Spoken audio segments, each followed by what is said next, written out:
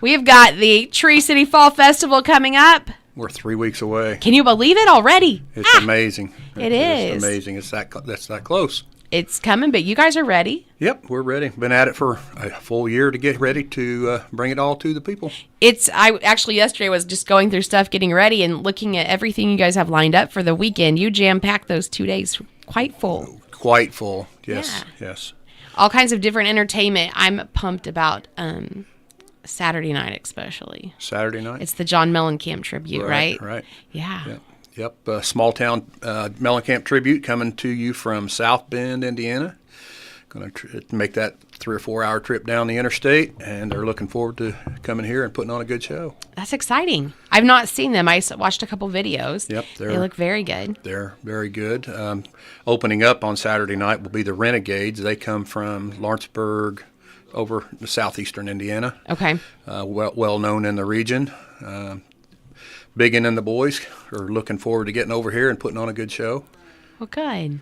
It's exciting. Now, Friday night is Alabama? Yes. Opening up on Friday night is Cody Ikerd and the Sidewinders. They are from the Bedford area. Okay. They're right on the cusp of hitting it big time. Their dad is their manager.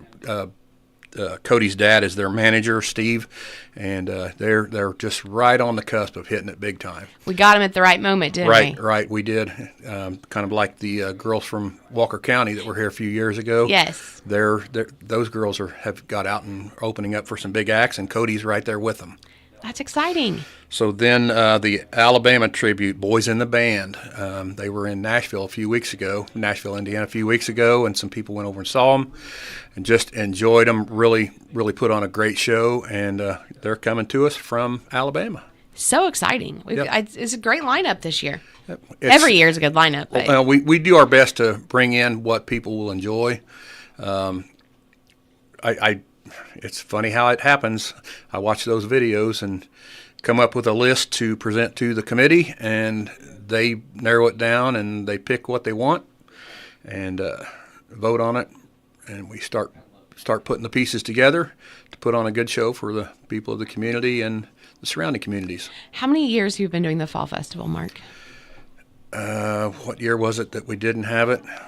Under Mayor Manis, we didn't have it, and then that very next year, it's probably, I think this is the 8th year. Okay.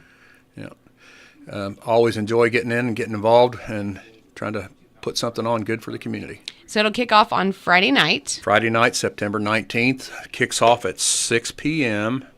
We'll have opening ceremonies, crowning of the royalty, the 3 divisions of the royalty.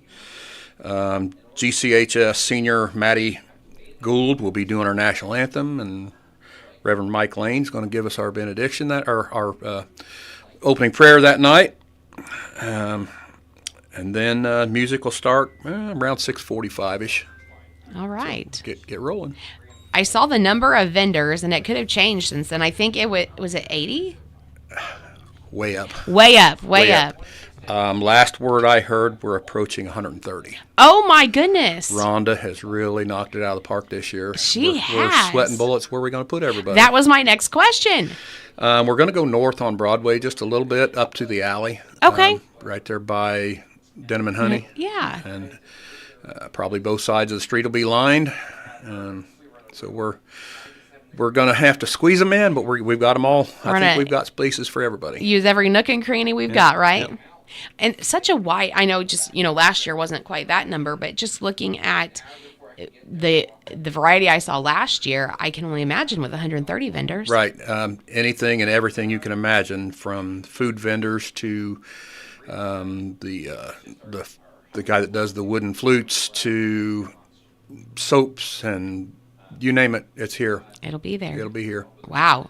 Close to 130. Yep. Good shopping that weekend. Yep, absolutely. Bring your checkbooks or your debit cards and bring some cash. Cash is king. That's right. And make your way around that square. Make your way around the square and hit everybody. Now let's talk, when it comes to the music, you guys set the stage up there at the north end of the square. But as far as seating and those kind of things, how do people prepare for that? Just bring your chairs, bring your friends and your neighbors. Prepare for a long evening, as music's going to be all over the place.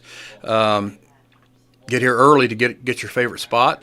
I know there's a couple of class reunions going to set up toward the back end, but just bring your chairs and be ready to kick back and relax and listen to some music. There's plenty of room for everybody. Plenty of room. Wide variety of food vendors, I'm guessing. Yes.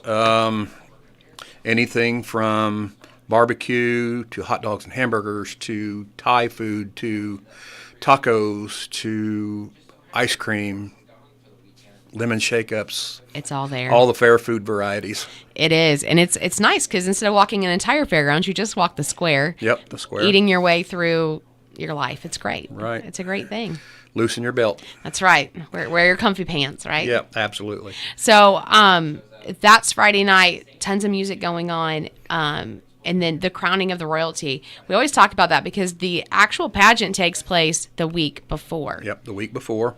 Erica and the girls in the pageant committee, they put on a great pageant. They're actually actively working on that now. I think the practices have started, or if they haven't, they're getting ready to start.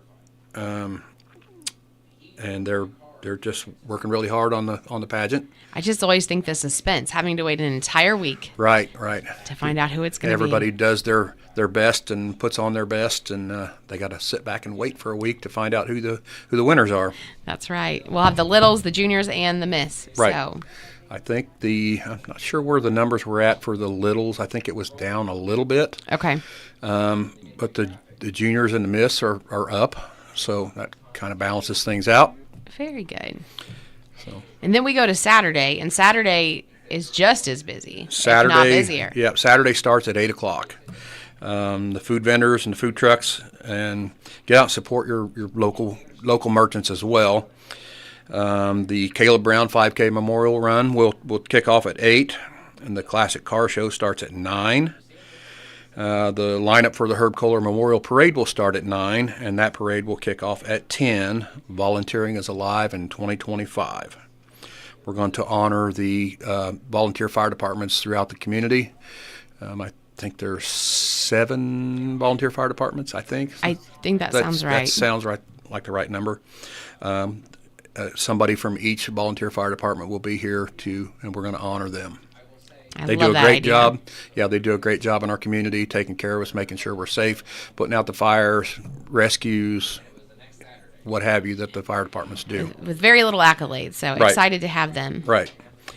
Like I said, the parade starts at 10. Immediately after the parade is the cheer exhibition in front of the stage. And that was added, what, couple Years. I think ago? this will be the 3rd year. Okay. So each one of the local high schools and junior highs will put on their rendition of cheer, and I think 1 or 2 of the traveling cheer groups, competitive type. Competitive type. They're going to do a little exhibition as well.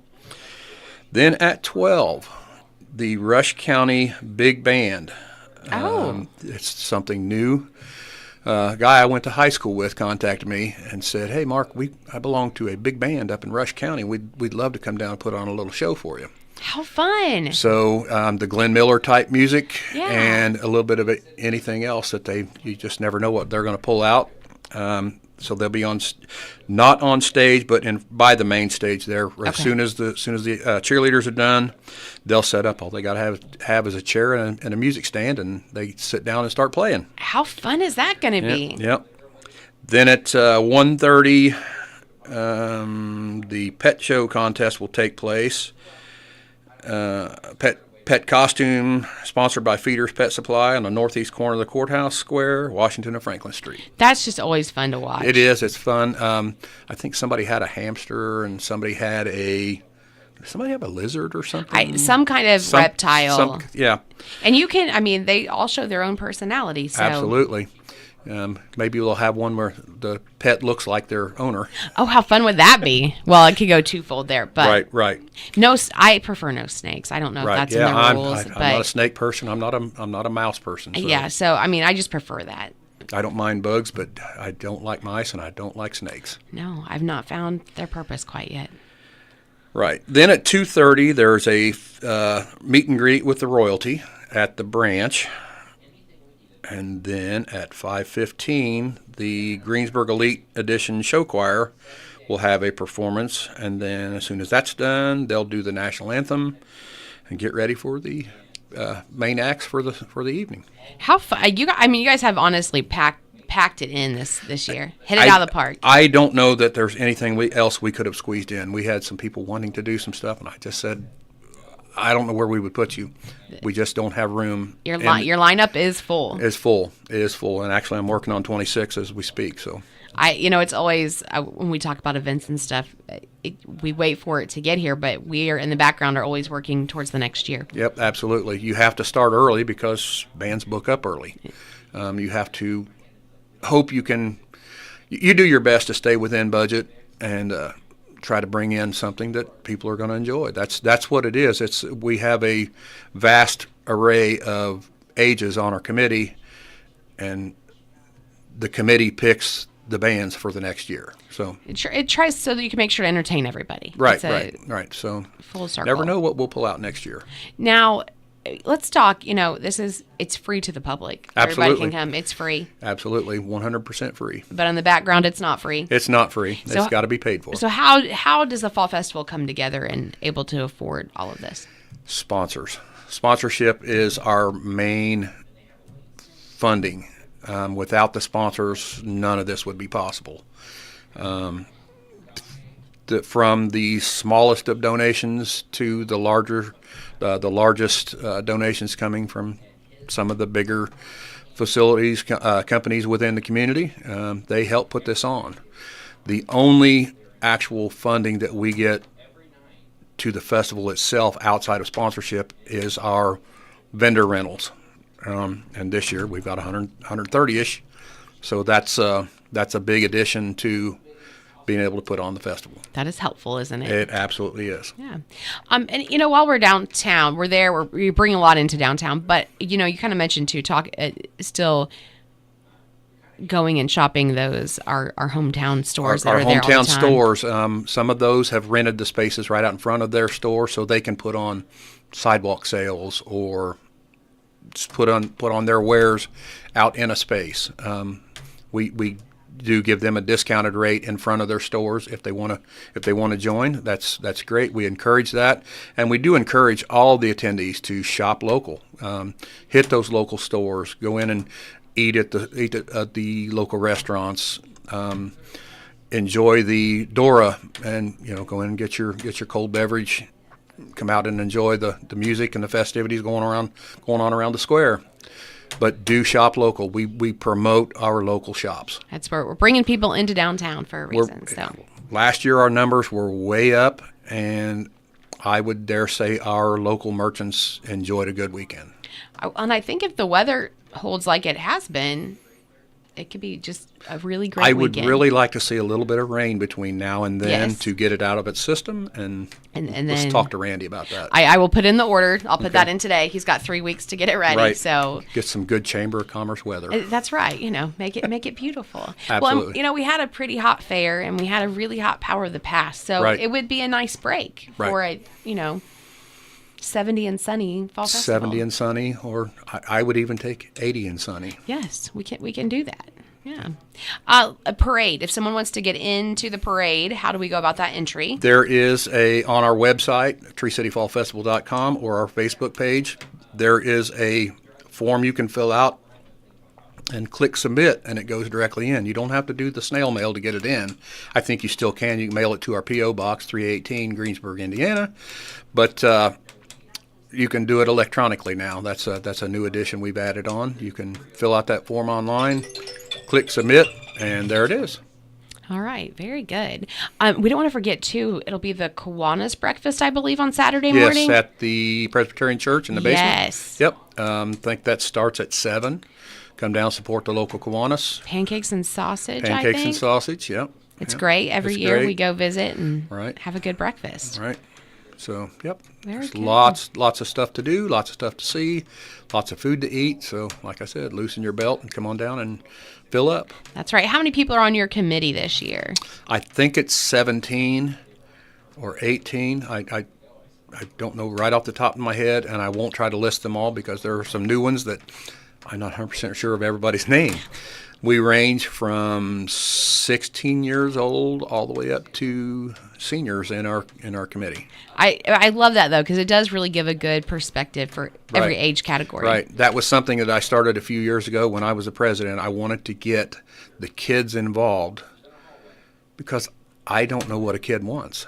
I'm a long way from 16, so I don't know what a 16-year-old enjoys. That's right. And they're in touch with the younger group, younger than them, more than I am. So, we bring in those younger kids to get their perspective on what they want to see in a festival. I think, too, it really keeps the festival evolving, and that longevity is also there as you keep the youth involved. Because those of us that are in the upper echelon of the age group of the committee, we're not going to be around forever, and somebody else has got to take this over at some point.